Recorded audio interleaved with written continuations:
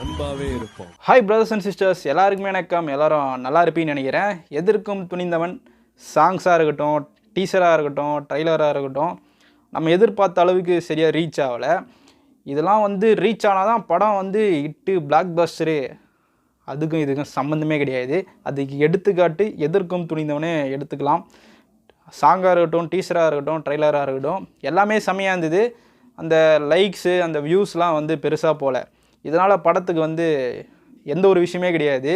எதிர்க்கும் துணிந்தவன் ஹிட்டா ஃப்ளாப்பா பிளாக் பஸ்டரா அப்படின்னு கேட்குறாங்க. இது எதுவுமே கிடையாதுங்க.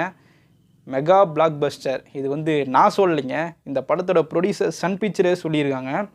எதிர்க்கும் துணிந்தவன் ஃபஸ்ட் டே உங்கள் எல்லாருக்குமே தெரியும் என்ன மாதிரி பிரச்சனை போச்சு, நிறைய இடத்துல எப்படி ரிலீஸ் ஆச்சு அப்படின்னு சொல்லிட்டு.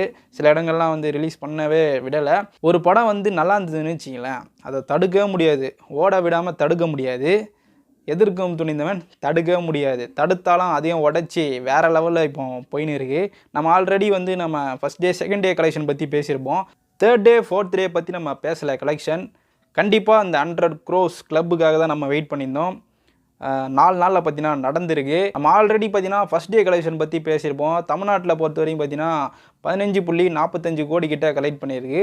வேர்ல்டு வைடில் பார்த்தீங்கன்னா 30.54 கோடி கிட்ட கலெக்ட் பண்ணியிருக்குன்னு சொல்லியிருப்போம். செகண்ட் டே பார்த்தீங்கன்னா மட்டும் தமிழ்நாட்டில் பொறுத்த வரையும் 13.75 கோடி கிட்ட கலெக்ட் பண்ணியிருக்கு. வேர்ல்டு வைடில் பார்த்தீங்கன்னா 17 கோடி கிட்ட கலெக்ட் பண்ணியிருக்குன்னு சொல்கிறாங்க. தேர்ட் டே பார்த்தீங்கன்னா தமிழ்நாட்டில் மட்டும் 18.75 கோடி கிட்ட கலெக்ட் பண்ணியிருக்குன்னு சொன்னாங்க. வேர்ல்டு வைடில் பார்த்தீங்கன்னா 25.5 கோடி கிட்ட கலெக்ட் பண்ணியிருக்குன்னு சொல்லியிருக்காங்க.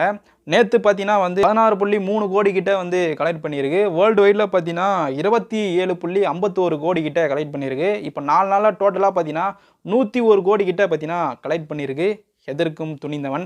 4 நாளில் பார்த்தீங்கன்னா ஈட்டி 100 crores கிளப்பில் ஜாயின் பண்ணியிருக்குன்னே சொல்லலாம். நம்ம சூர்யா அண்ணாவோட 8வது படம் அப்படின்னு நினைக்கிறேன் எதிர்க்கும் துணிந்தவன்.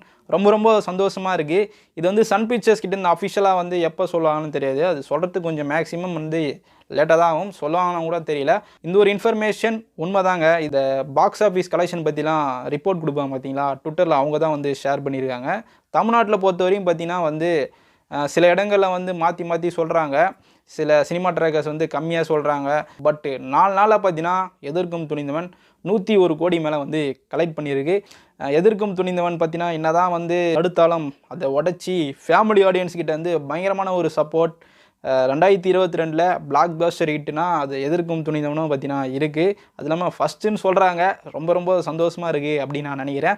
4 நாள்லேயே பார்த்தீங்கன்னா இந்தளவுக்கு ஒரு ரெஸ்பான்ஸ் இன்னும் பார்த்தீங்கன்னா பயங்கரமான ஒரு பாக்ஸ் ஆஃபீஸ் கலெக்ஷன் கண்டிப்பாக பண்ணோம். அது மட்டும் இல்லாமல் நம்ம சூரியனை அடுத்தடுத்த படமாக இன்றைக்கி ஷூட்டிங் போகுது அப்படின்னு சொல்லிட்டு இன்னும் கூடிய சீத்தில் பார்த்தீங்கன்னா அதோட அனௌன்ஸ்மெண்ட்டே வரும் அப்படின்னு நினைக்கிறேன். இப்போ பாக்ஸ் ஆஃபீஸில் பார்த்தீங்கன்னா 100 crores கிளப்பில் ஜாயின் பண்ணிச்சு. ரொம்ப ரொம்ப சந்தோஷமாக இருக்குது. நீங்கள் என்ன நினைக்கிறீங்கன்னு சொல்லிட்டு மறக்காமல் கமெண்ட் பண்ணுங்கள். அடுத்த வீடியோவில் சந்திப்போம்.